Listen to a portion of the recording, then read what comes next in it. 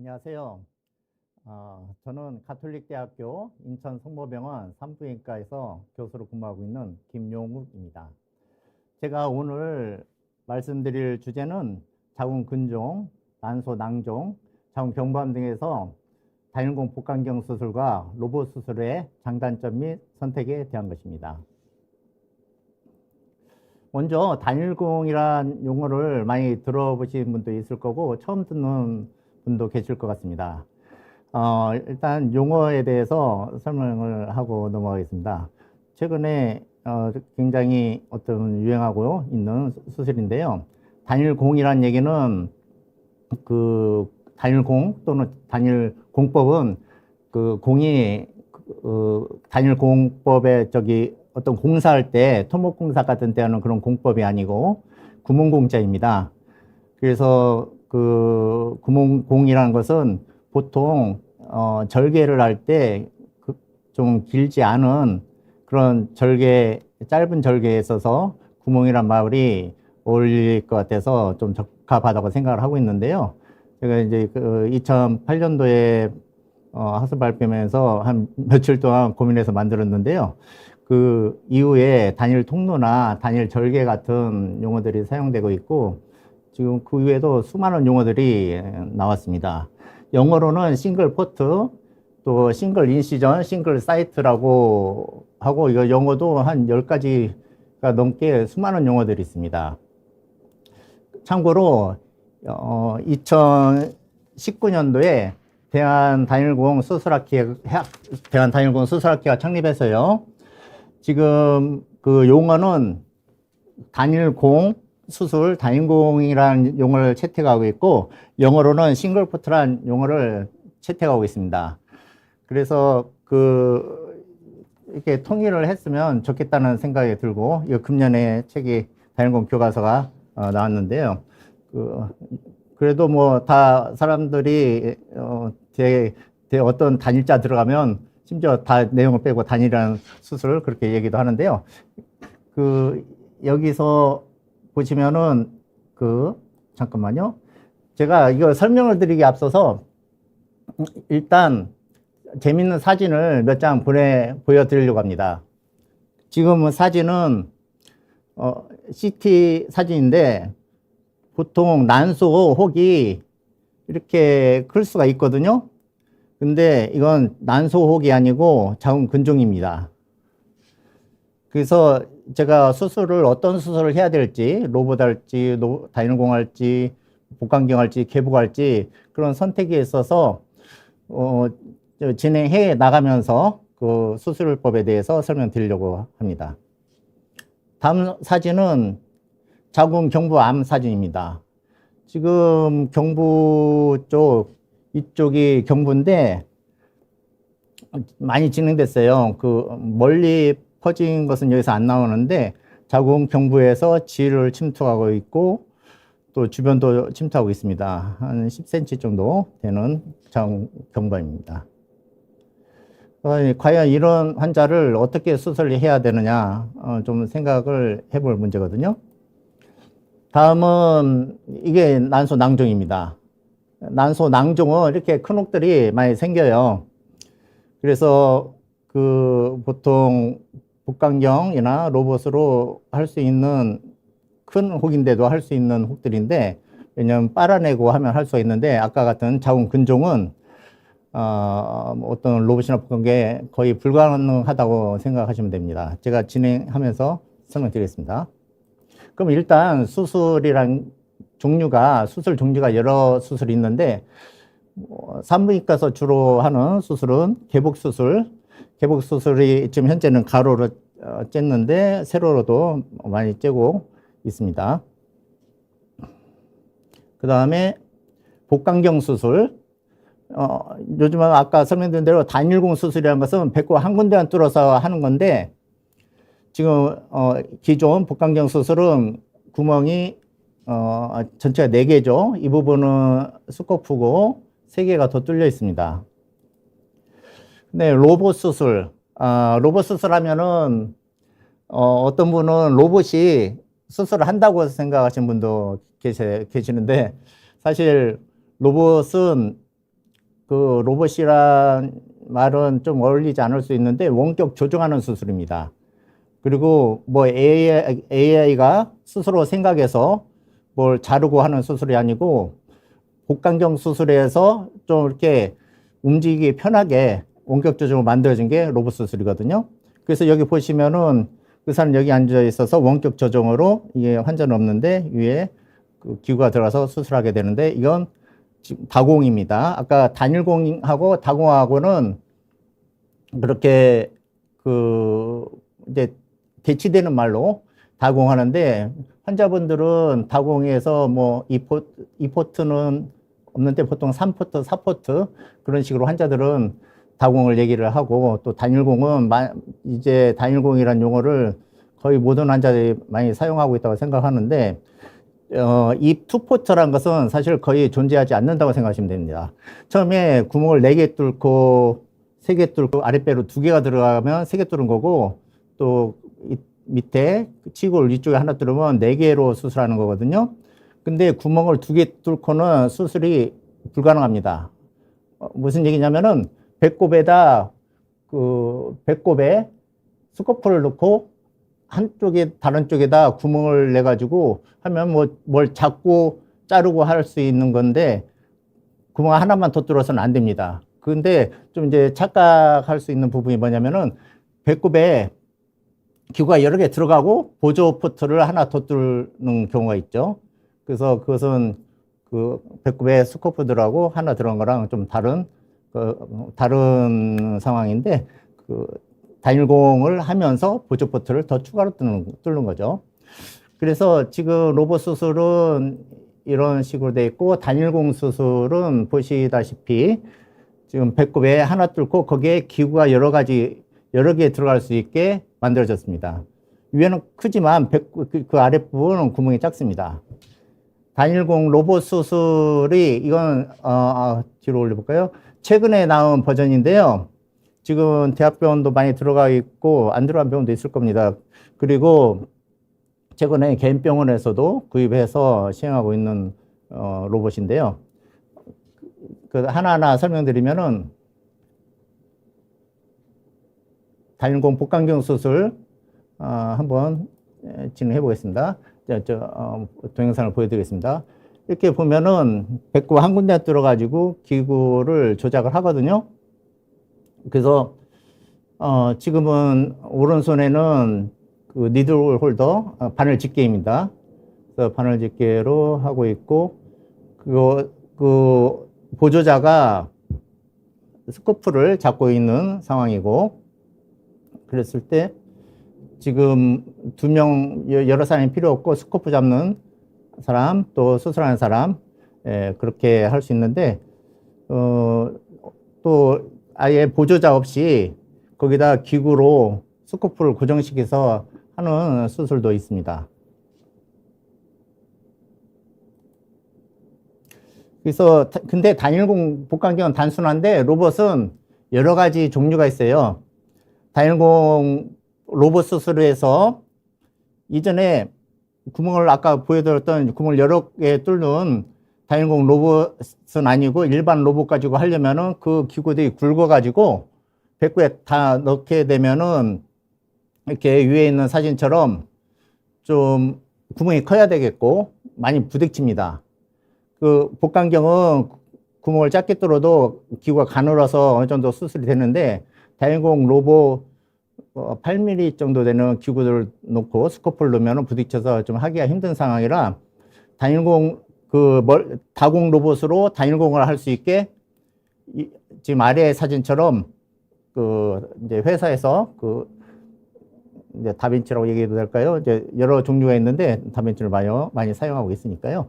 회사에서 이런 기구를 만들어서 이것은 싱글 사이트라는 등록 상표입니다. 뭐 싱글 사이트 아까 말씀드린 건 싱글 인시전 싱글 사이트 여러 가지 그런 식으로 불리고 했는데 그래도 싱글 사이트나 이런 용어를 쓰다 보면은 그 싱글 사이트로 해야 되지 않나 그런 생각도 있을 수 있는데 이런 싱글 사이트는 상품명입니다. 싱글 사이트 테크놀로지라고 해서 등록 상표고 그 다음에 또 상표가 헷갈리는 부분이 있는데 이것은 잠깐 보여드리겠습니다.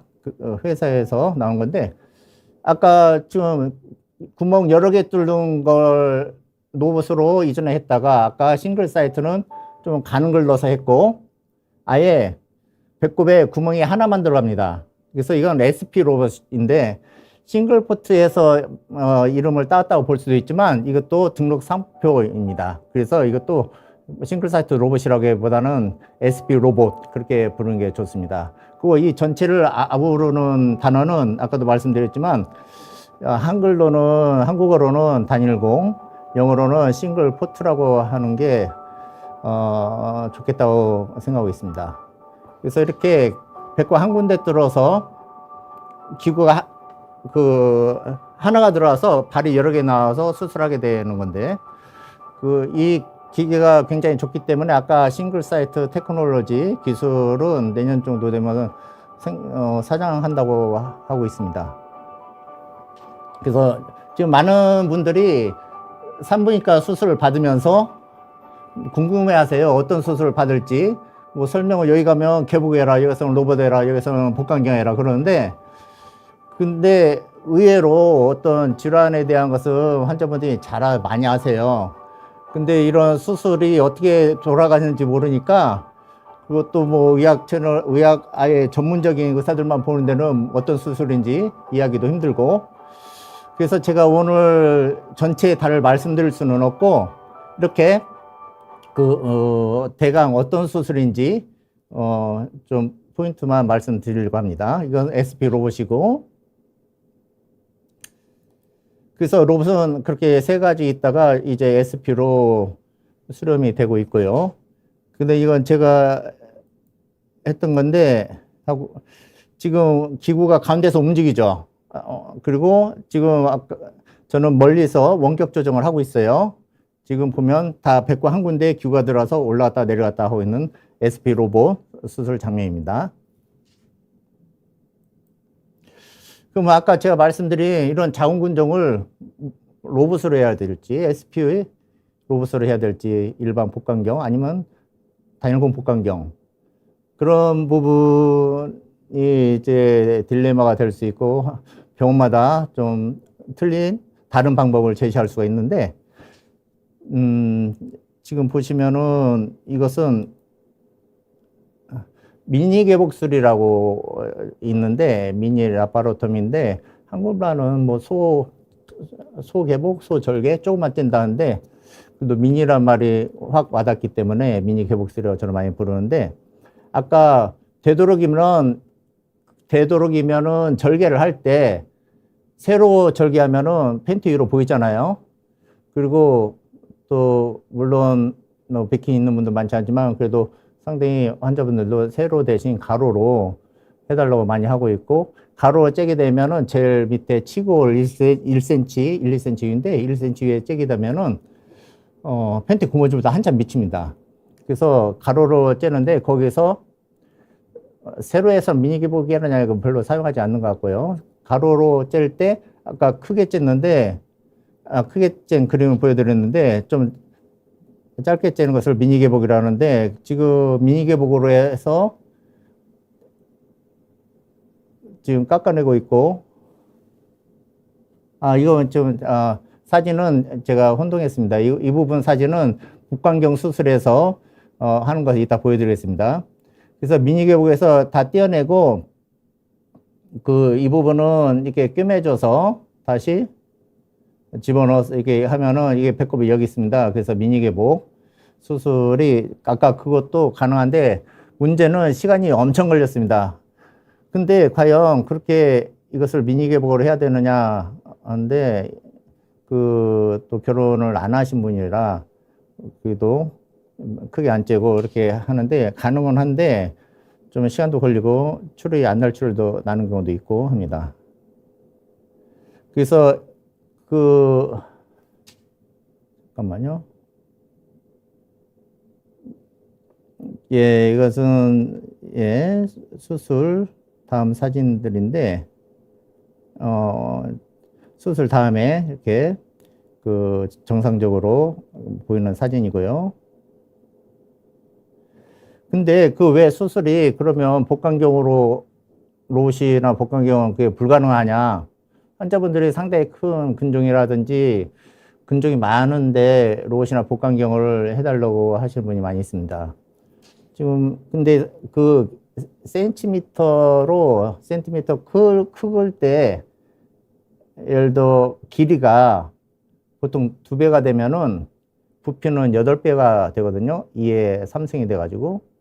그래서 시간이 많이 걸리게 됩니다. 지금은 간단하게 한번 해봤는데, 이 5cm, 그 장축이 5cm, 직각으로 게 또 5cm인 근종이고, 이것은 9cm고 8cm 근종인데, 그러면 이게 앞쪽은 1.8배라 5.8배의 부피가 있고, 뒤쪽 8.0으로 했을 때는 1.6배라 3번 3승을 하게 되면 4.1배고, 결과적으로 5.4배의 그 부피가 됩니다. 꺼내는 건, 복강경이나 로봇을 꺼내는 건 벗겨내기도 힘들지만은, 나중에 깎아내서 나올 때는 배꼽밖에 없어요. 배꼽이나 세절기 구멍 뚫는데, 다공법에서는. 그 조그만 구멍으로 꺼내야 되기 때문에, 시간이 훨씬 많이 걸립니다. 그러니까 길이가 2배면, 꺼내는 시간은 8배가 되는 셈이죠.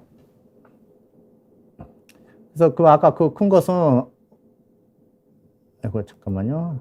그럼, 이것은 몇 cm였냐면, 30일에 17cm 정도. 또 이게 앞뒤 길이는 없어요. 보통은 장축으로 하고 그게 또 직각으로 재는데, 앞뒤 길이는 또 깊을 수도 있고 얕을 수도 있고.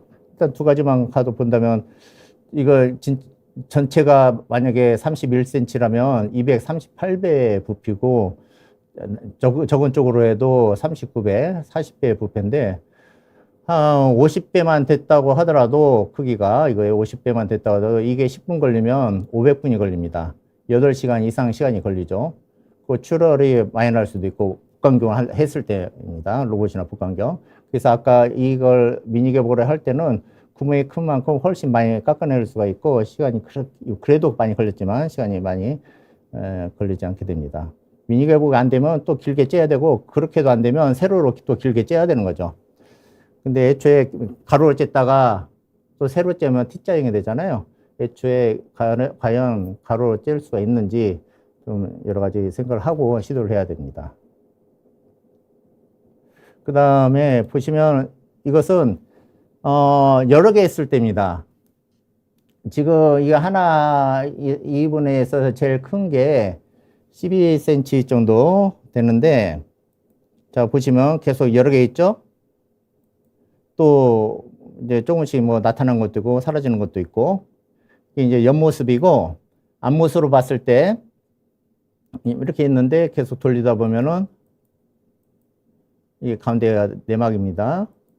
이렇게 굉장히 많이 있는데, 한번 여러분들 맞춰보시죠. 과연 몇 개였을까? 이렇게. 그래서 이제 나머지 아까 가장 큰 건 뒤쪽에 있어요. 그래서 이게 몇 개였냐면은, 뭐 이제 저보다 더 많이 개수를 하신 선생님들도 많이 있겠죠. 근데 저로서는 가장 큰 개수였는데, 이게 이제 92개인데, 이쪽에 있고 10개, 10개, 20, 30, 40, 50, 60, 70, 80, 92개인데, 이렇게 이것은 많을 경우, 이렇게까지 아닌데라도 한 20개 이상 되거나 그럴 경우, 복강경으로 평평한 데는, 복강 로봇은 제가 환자한테 많이 설명드리는데, 로봇이나 복강경은 촉감이 없습니다. 그래서 이렇게 잡으면 표면이 평평하면은, 거기 어디 있는지 숨어있는 옥은 알 수가 없어요. 더군다나 작은 옥 같은 건, 여기 보이듯이 이런 좀 큰 옥도 있고 작은 옥도 있는데, 뭐, 어떤 때 작은 것은 2, 3mm짜리도 손이 들어가 만져서 촉감으로 떼낼 수가 있거든요. 근데, 그것을, 로봇이나 복강경은 보이는 것만 해야 되고, 그래도 어느 정도 숨어 있어도 크면은 그것을 기구로 눌러봐서 좀 찾을 수 있는데, 평평하고 작은 거 있으면 그 뭐 다 파헤칠 수도 없고, 그래서 그 많이 있는 거 많이 떼시겠다 하면은 개복이 나올 수도 있고, 그 어떻게 MRI 봤는데 큰 옷들이만 입고 뭐 짜잘하고는 안 떼도 되겠다. 그리고 또 임신하실 분들은 여러 가지를 상황을 생겨야 되거든요. 이렇게 많이 임신할 분들은 뭐 많이 뗐을 때 자궁이 많이 약해지겠다 하면 아주 작은 것을 파헤치면서 다 안 뗄 수도 있어요. 너무 짜잘한 것까지 다 떼었다가는 나중에 임신했을 때 자궁이 약해서 터지는 수도 있겠죠. 그래서 그런 여러 가지 상황을 판단해서 그 어느 정도 다 떼든지 아니면 그렇게 되는 경우는 아까 방금 설명드린 것은 로봇이나 복강경 했을 때 그냥 튀어나온 것만 하겠다. 그렇게 또 환자분이 선택하실 수도 있어요. 어차피 이렇게 다발성은 10개 떼어냈으면은 나중에 또 재발을 해요. 왜냐, 뭐, 평생 한두 개 있는 분도 있지만은 10개를 뗐다면은 무슨 얘기냐면은 5cm, 1cm, 5mm, 1mm 그렇게 있는 사람도 있거든요. 1mm보다 더 작은 그 씨앗 같은 것도 어디 숨어 있을 수가 있어요. 그래서 한 5년 지나면 또 재발해가지고 또 수술할 수도 있거든요.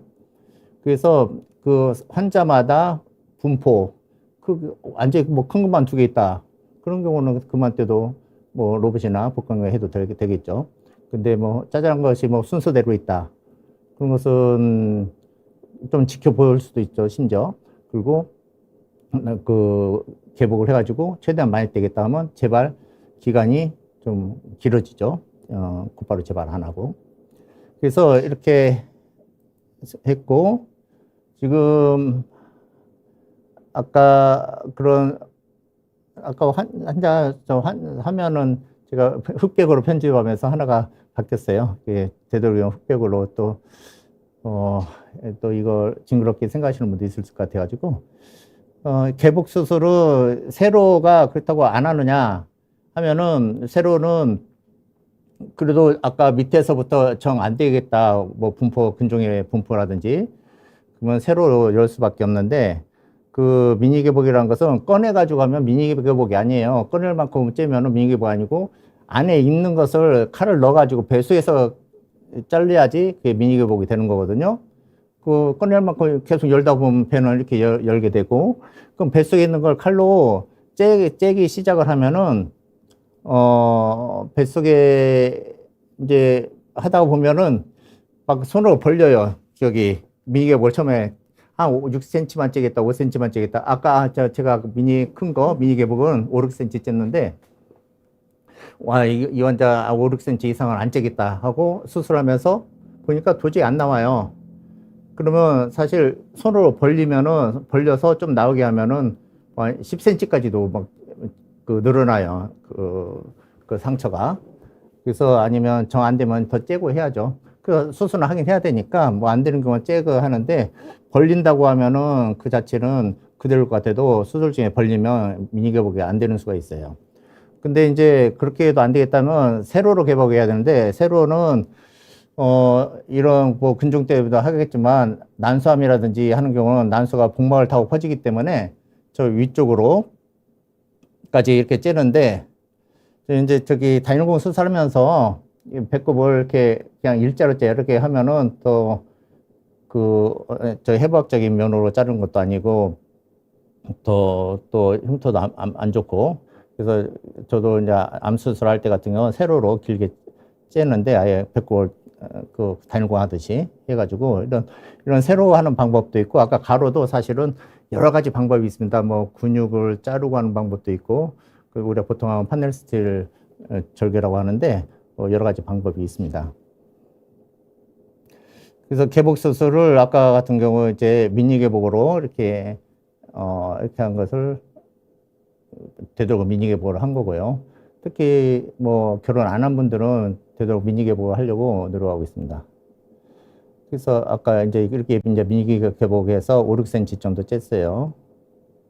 근데 이제 복강경 수술은 그럼 큰 거 못 하느냐? 이게 이제 복강경 수술에서 다공에서 뭐가 다르냐면은, 단일공이 구멍 하나 뚫어서 흉터가 여러 개 안 보이는 수가 있어요. 안 보이고 그런 점은 좋죠, 단일공이. 근데 그 통증은 솔직히 뭐 여러 군데 작은 거 뚫은 거랑 배꼽 가운데를 약간 크게 뚫은 거랑 뭐 그 비슷할 수도 있고 다공하고 단일공에서 통증에 대해서는 논란이 되고 있어요. 하지만 뭐 배꼽은 중앙을 뚫기 때문에 흉터 같은 건 좀 안 보이고 그리고 뭐 사이드에 흉터가 없죠. 그리고 가장 좋은 점은 제가 생각하는 단일공의 가장 좋은 점은 좀 있으면 나오는데 그 조직을 그 위험하지 않게 꺼낼 수 있다는 거죠. 배꼽이 중앙을 뚫기 때문에 약간 그냥 배꼽에 스코프만 넣는 다공 수술에 비해서 배꼽이 약간 더 째요. 하지만 보이진 않아요. 중앙을 지나서 째기 때문에. 그래서 약간 스코프 놓고 기구를 여러 개 넣기 위해서 배꼽 중앙을 째는데, 그래서 하여튼 그렇게 해서 단일공을 하게 되면은 거기에 백을 넣어가지고 칼로 깎아낼 수 있어요. 아까 설명드린 미니개복수라고 똑같이 구멍은 작지만 그냥 깎아낼 수도 있고 거기다 비닐 주머니에다 조직을 넣어서 깎아내는데 뭐 그냥 꺼낼 수가 없죠. 배꼽이 작으니까. 수술칼을 배꼽 안에 넣어가지고 깎아낼 수 있는데 그게 최근에 전동식 세절기가 문제가 되고 있거든요. 몇 년 전부터. 그거에 비해서 좀 더 안전할 수 있다는 건데 제가 설명드리겠습니다. 이렇게 지금 그 단일공 복강경 수술로 할 수 있는데 이렇게 이건 단일공 복강경 수술로 근종을 꺼낸 건데 아까 저쪽이 이 사진 잘못 들어왔네요. 그래서 이렇게 깎아냅니다. 이렇게 배꼽에 그 주머니를 20cm거든요. 배꼽이 주머니에 넣을 수 있는 한계가 20cm 정도라고 생각하고 있습니다. 배꼽에. 그래서 배꼽이 자궁 근종이 20cm보다 넘으면은 주머니에 안 들어가게 해서 깎아내야 되는데 그러면 위험한 게 뭐냐면은 근종을 깎다 보면 6종이라고 있습니다. 통계마다 다른데 1000명 중에 1명에서 5명 정도는 자궁 근종인 줄 알고 수술했는데 나중에 암으로 나온 경우가 있거든요. 그래서 그 부분이 문제가 돼서 미국에서는 전동식 세절기를 좀 자제하라는 그런 게 있어서 우리나라도 한동안 그러는데 뭐 이제 그래도 여러 가지 MRI 같은 거 보면서 할 수도 있다 하는데 되도록이면 주머니에 넣어서 꺼내야 됩니다. 근데 그 MRI 본다고 해서 근종인지 육종인지 완전히 알 수는 없는 거거든요. 그래서 그런 부분 때문에 그냥 칼로 깎는 게 아니라 주머니에 들어갈 수 있으면 주머니에 넣어가지고 만약에 암일 경우 세포가 주변으로 퍼지지 않게 그렇게 해서 수술을 해야 됩니다. 그래서 어지간하면은 근종이든 난소이든 주머니에서 난소도 암이 있을 수 있잖아요. 꺼내는 걸 원칙으로 하는 게 좋습니다. 그래서 이제 아까 그 환자 20cm 복강경으로 단일공에서 꺼내서 지금 이렇게 붙여주면 여기다 이제 드레인, 배관, 좀 나중에 마지막에 설명드리겠습니다. 보통 뭐 피주머니라고 많이 또 하는데 환자분들은 그걸 하고 그러면 로봇으로는 제가 좀 그냥 넘어가는데 로봇도 지금 복강경에 비해서 좋은 점이 있습니다. 아까 로봇은 이게 자유자재로 꺾이거든요. 개복이 아니면서 이렇게 멀리서 이게 원격으로 손목을 꺾으면 끝이 꺾여져요. 그래서 각도가 안 되는 부분도 이렇게 들어가서 벗겨낼 수가 있고, 그래서 좀 깨끗하게 벗겨지고, 방리 같은 것도 잘 되고, 그러다 보면 뭐 피가 날 부분에서 피도 덜 날 수 있고, 또 복강경보다 좀 튼튼하게 꿰매줄 수가 있어요. 그래서 로봇은 특히 자궁 근종 벗겨내서 꺼내는 수술 때 저도 많이 하고 있는데 그때 간단한 수술은 아주 간단한 복강경으로도 할 수 있겠지만 근종을 벗겨내는 게 오히려 자궁 드레인보다 더 어려울 때가 있어요. 근종을 떼어내면은 거기에 떼어낸 자에서 피가 조금씩 나올 수 있기 때문에 튼튼하게 꿰매줘야 되고 여러 개 있으면 꿰매는데 큰 거 할 때는 시간이 많이 걸립니다. 그래서 그런 로봇 수술은 제가 넘어가고요. 그건 자궁 근종을 꺼낼 때 아까 좀 전에 설명드린 것처럼 이렇게 전동식 세절기인데 이렇게 잡고 이 사이드가 날이 있어서 돌리면은 꺼내는데 그냥 이렇게 꺼내다 보면 이게 미국에서 문제가 된 적이 있는데, 꺼내다가 암이 퍼져가지고, 이제 그래서 크게 문제가 됐었어요. 그래서 우리나라도 이걸 한동안 사용하면 안 된다 했는데, 우리나라 뭐, 거기가 또 상황이 다르니까요. 근데, 그래서 그러면 근조 꺼낼 때, 이 전동식 세절개를, 다공법에서는 이렇게 해가지고 비닐병에 넣어서 깎아내야 된다. 아니면 단일공법에서도 이렇게 다 비닐에 다 넣어서, 이제 이거 배예요. 이쪽에 바꿔치고. 그래서 그 비닐에 전도시 세절기를 비닐에 넣어서 깎아내자. 이제 그런 얘기도 있었죠. 이건, 의사 입장에서 좀 이런 건 좀 알아뒀으면 좋을 것 같은데, 환자분 입장에서는 뭐 좀 모르셔도 될 것 같긴 한데, 그런 사정이 있었습니다. 그래서 근데 이렇게 꺾어내면은 단일공으로 깎아내면은 쉽게 깎아낼 수가 있거든요. 근데 아까 멀티포트 다공법에서는 그 구멍이 좀, 작아요. 그쪽으로 깎아내기 좀 힘든 상황이라, 전동식 세절기를 쓰게 되는 경우가 많이 있는데, 근데 확률적으로, 아까 뭐, 1000명 중에 1명에서 5명이라든지, 그렇게 확률적으로 엄청 많은 게 아니기 때문에 암이라는 게, 또 통계에 따라서 우리나라는 미국보다 그렇게 높지 않을 수 있고, 그래서 뭐 많이 필요하면 백이 안 넣고 깎아내기도 많이 합니다.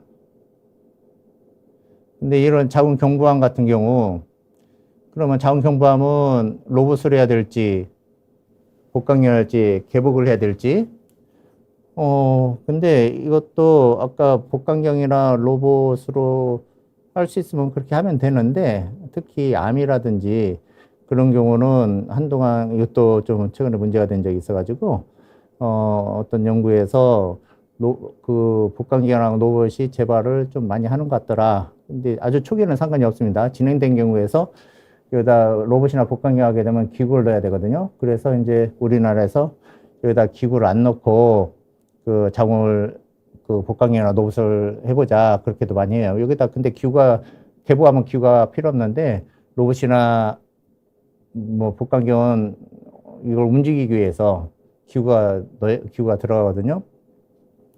그래서, 그런 경우가 있는데, 로봇은 복강경, 그래서 좀 이제 초기에는 하지만은 진행된 건 잘 안 하게 되는 경우가 있습니다. 자궁절제술 이렇게 할 때. 근데 내막암은 달라요. 경부암은 아래쪽에서 이렇게 퍼지기 때문에 많이 아래까지 질도 잘라내야 되고 주변도 많이 잘라내야 되는데, 내막암은 여기 내막에서 생기거든요. 그래서 내막암은 자궁 근종일 때 자궁 다 드러낼 수 있잖아요. 그때처럼 자궁만 주변까지 안 드러내고 자궁만 드러내고, 물론 뭐 난소라든지 그런 것도 할 수 있지만은 이 자궁 자체에서는 이렇게 주변까지 넓게 안 떼어내도 되기 때문에 내막암하고는 경부암하고는 좀 다릅니다. 경부암이 수술이 좀 까다롭죠. 근데 이것도 이렇게 좀 전에 말씀드린 근종에서도 혹을 근종에 경부를 놔두기도 하고, 그걸 또 나중에 설명드릴 텐데, 자궁을 이렇게 드러내게 되고, 암의 경우 근치자궁절제술, 광범위 또는 근치자궁절제술인데, 암의 경우 주변까지 다 떼어내고, 그다음에 림프절 같은 데 떼어내고 그런 수술이 있는데, 근종 같으면 이렇게 하거나 필요하면 뭐 난소에 혹 있거나 그러면 같이 떼면 되는 거죠. 이제 자궁암일 때는 이렇게 하고. 그래서 이런 경우에 있어서 좀 전에 설명드린 것처럼 이렇게 줄여가지고 하는 수술도 있습니다. 이거 논란이 좀 될 수 있는 부분인데, 이 환자는 항암을 3번 하고 줄여서 수술을 했던 환자거든요. 근데 아직 산부인과에서 논란이 있고 어떤 통계적인 그런 부분도 좀 있는 것 같습니다. 외과에서는 미리 줄여서 하는 게 많이 하고 있거든요. 그래서 뭐 여기서 곧바로 방사치료 할 수 있고, 아니면 이렇게 줄여서 수술하거나 방사치료 할 수도 있는 문제죠. 이분은 2기에서 AB에서 B 정도 됐는데, 줄여서 너무 좋아졌는데, 그렇다고 해서 개복을 했습니다. 왜냐면 여기 원래 이렇게 있었기 때문에 이런 데 암세포가 숨어 있을 수가 있어서 여기에 준해서 개복을 한 케이스고요. 근데 이거 보면은 이것은 여기가 지금 방광인데 여기 좀 약간 이렇게 보이는 거 있죠? 여기에 방광인데 방광까지 파고들었습니다.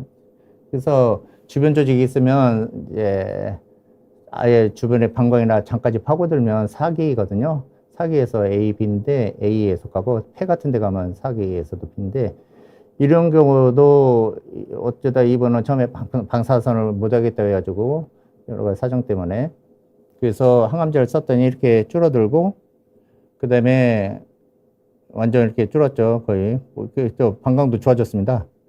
그래서 줄어들고 방사선 치료하고 나중에 수술했더니 근데 방사선 치료하고 또 수술 잘 안 하거든요. 저는 이제 수술 되도록 어떤 경우에도 해주려고 하는데 왜냐하면 방사선 치료 모든 치료가 다 끝났는데 수술해 보면은 그 암세포가 나오는 경우가 있어요.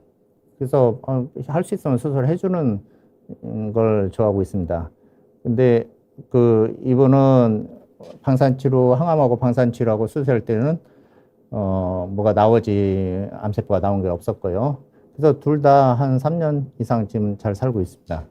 그래서 이럴 때 이제 방사선치료 수술을 개복하느냐 둘 다 개복인데요. 암에 있어서는 좀 개복 복강경에 대해서 꼭 복강경이라든지 로봇이라든지 암에 대해서는 좀 한계가 있다고 생각하거든요. 초기에는 괜찮겠지만 그래서 개복하는 것이 좋다고 생각을 하고 있어요. 자궁 절제술도 아까 자궁 근종 절제술처럼 개복, 복강경, 로봇, 단일공 수술 이렇게 있는데 똑같습니다. 아까처럼. 근데 자궁을 꺼내는 방법을 모르시는 분들이 많아요. 환자분들이 자궁을 어디로 꺼내느냐 그런 걸 가끔 질문도 하시거든요. 자궁은 자궁 근종은 자궁이 있는 상태에서 근종만 뗄 때는 구멍 아니면은 포트 구멍 아니면 빠져나갈 데가 없어요. 근데 구멍은 배꼽도 뭐 1, 2cm 뭐 많이 째면 또 안 되죠. 배꼽을. 배꼽 좀 쨌죠. 보통 사이드에 다른 데 뚫는 것은 5mm나 10mm 그렇게 째는데 거기로 꺼내려면 시간이 많이 걸려요. 근데 밑에는 못 꺼내요. 근데 자궁을 드러내는 분들, 자궁 근종이라든지 난소도 같이 드러낼 수도 있겠죠.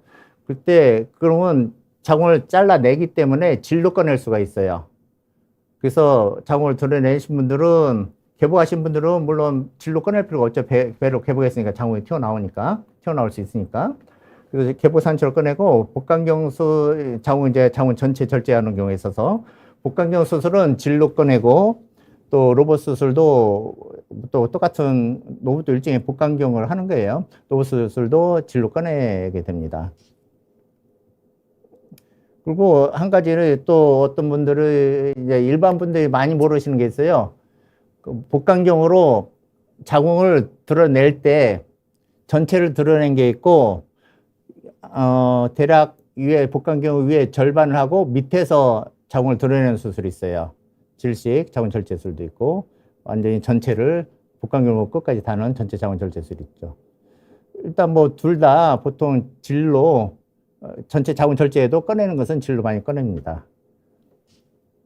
왜냐면 일단 구멍이 어지가 특히 임신했던 분들, 아기 낳았던 분들은 복부의 구멍보다는 질로 꺼내는 게 구멍이 크고 구멍을 말할 때는 구멍이 크고 훨씬 빨리 꺼낼 수가 있고, 물론 결혼을 안 하셨거나 또 분만을 안 하신 분 같은 거라든지 또 성생활을 안 해본 분 같은 경우는 질로 꺼내기가 힘든 경우도 있습니다.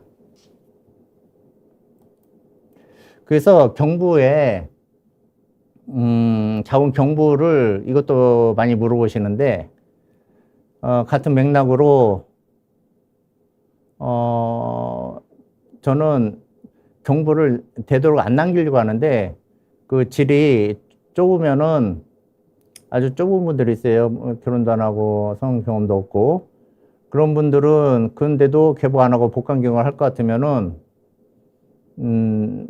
그 기구를 질에 처음 이제 자궁을 어느 정도 움직여야 되니까 질로 기구를 넣어야 되는데 그것도 들어가기 힘든 경우도 있고, 그 다음에 질로 꺼내야 되는데 자궁으로 꺼내기 힘든 경우가 있거든요, 자궁을.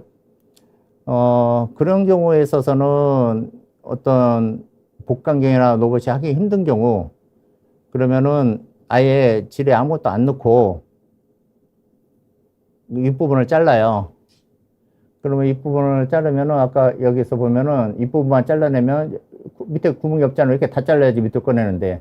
근데 여기 좁아서 되도록이면은 질로 뭐 기구를 안 넣고 윗부분만 잘라서 꺼내는데, 이것은 자궁 근종절제술이랑 똑같이 배꼽이라든지 옆에 뚫은 포트로 갈아서 갈든지 깎아서 칼로 깎아서 꺼내야 됩니다.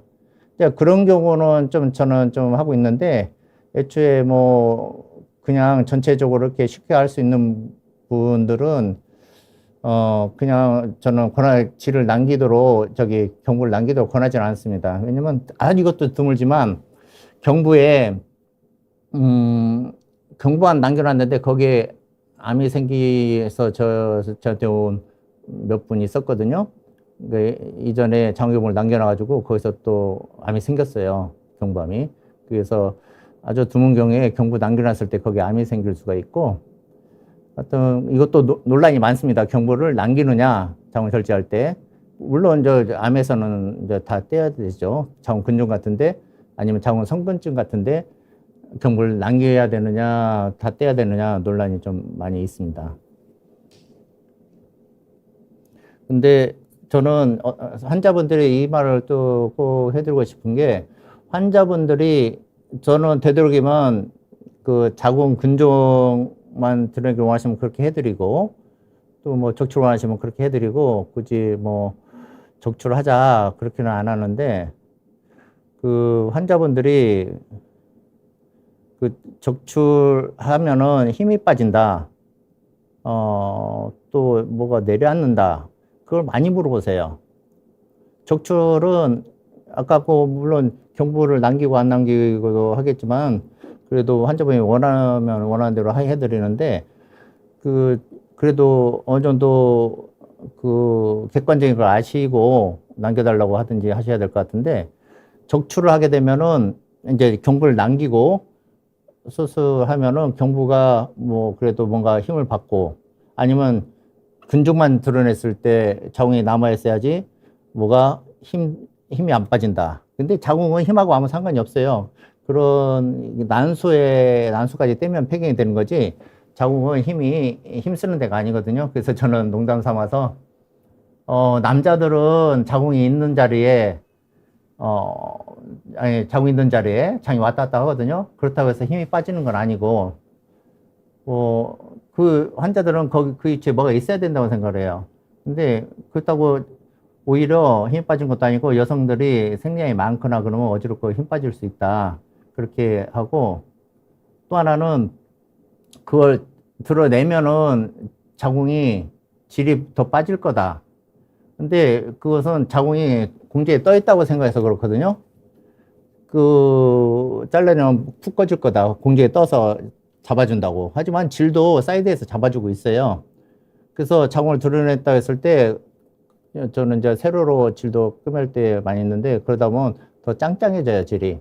그래서 저 같은 경우는 70, 80대면 옛날 얘기들 많이 나가지고 자궁이 이렇게 덜렁거리고 빠져나온 분들이 많이 있어요. 그래서 그런 분들 수술할 때, 저는 자궁을 드러내야지 재발 덜 한다. 그래서, 환자분이 자궁 안 드러내고 안 빠지게 해달라면 그렇게도 하는데, 그렇게 하고 있어서 그 부분은, 일반 환자분들이 생각이랑 저는 좀 반대로 생각하거든요. 힘 안 빠지고 자궁 드러내졌다고 더 안 빠진다. 예. 그리고 지금 잠깐 제가 제대로 못 읽었어요.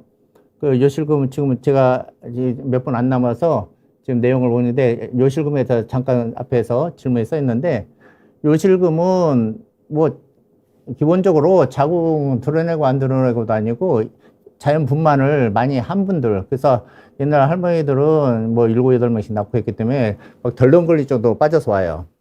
그러면 요실금이 심한 경우 위에서 잡아주는 수술도 있지만은 또 수술 밑에서 위에 좁혀주고 또 거기만 방광만 나오는 게 아니라 질에서 질 쪽으로 그 뭐냐 직장도 나오는 경우가 있거든요. 그때 그걸 좁혀주면은 일종의 흔한 말로 직장 쪽 좁혀주는 건 이분인 수술이거든요. 그리고 방광 좁혀주거나 그러면은 뭐 굉장히 알맞게 좁혀줄 수가 있어요. 그래서 그렇게 하는 수술 방법도 있고, 뭐, 이제 위에 복강에서 걸어주는 수술 방법도 있고. 근데 요실금이라든지, 제가 요실금 많이 봤거든요. 좀 빨리 끝내야 돼서. 요실금이라든지 그런 부분은 자연보호만 많이 생겼다고 생각을 하거든요. 전절기 한 분이라든지 애기 안 낳아서는 요실금 잘 생기지 않을 거예요. 그래서 어떤 뭐 수술을 더한다, 뭐 자궁 드러내서 요실금이 생긴다든지, 처음에 소변은 좀 자주 보긴 해요. 자궁 드러냈을 때 요실금이라기보다는. 왜냐면 그쪽에 뭐 방광 긍철을 수술해 놓으니까 좀 약간 민감하거든요. 뭐 아픈지 안 아픈지 생각하게 되고, 그러다 보면 화장실도 자주 가게 되고. 하지만 뭐 한두 달 지나면은 뭐 자주 가는 것도 좋아지고 그런 면이 있고. 그렇다고 해서 지금 제가 자궁을 다 드러내자 하는 건 아니고요. 환자분들이 자궁을 보존하기 많이 원하세요. 왜냐면 그래도 뭔가 뭐 허탈감 같은 게 있잖아요. 그래서 저도 굉장히 나이가 아주 많으신 분들, 횡령이 되고 뭐 70세 된 분들도 원하시면 근육만 떼어내거나 원하신 대로 해드리고 있습니다. 근데 제일 위에 이형성증 고압 치료를 받고 나왔습니다. 살아보는데 이형성증으로 인한 경부 이형성증으로 고압 치료 뭐죠? 외국에서 검사를 받았는데 그 고주파 치료인가요? 그래서 재발할까 불안하다. 근데 지금 그런 암에 대한 것은 몇 분 안 남았네요. 빨리 하고 다음 넘어가겠습니다. 암에 대한 것은 뭐 어디 아프거나 그런 게 없이 최소 1년에 한 번 그냥 검사를 하세요. 걱정하실 필요 없어요. 1년에 검사하면 자궁 경부암은 암이 되기 한참 전, 암 이전 상태에서 발견될 수 있거든요. 그래서 검사만 불안하시면 6개월마다 할 수도 있는데 보통 일반 사람도 1년에 한 번씩 하시니까 검사만 안 빠지시면 돼요. 근데 오히려 검사 안 하고 걱정하시는 분도 있어요. 근데 검사하면, 검사 뭐 유방암에도 뭐든 검사하면 걱정할 게 없어요. 불안할 이유가 없어요. 1년에 한 번 안 검사만 하시면 되는데요. 그리고 지금 제가 몇 분 안 남아서 나머지 일단 하고 질문 답변하게 되겠습니다. 그래서 이렇게 뭐 큰 게 있는 경우도 있고, 근데 지금 CT 봤더니 뭐 그렇게 모양이 나쁘진 않다.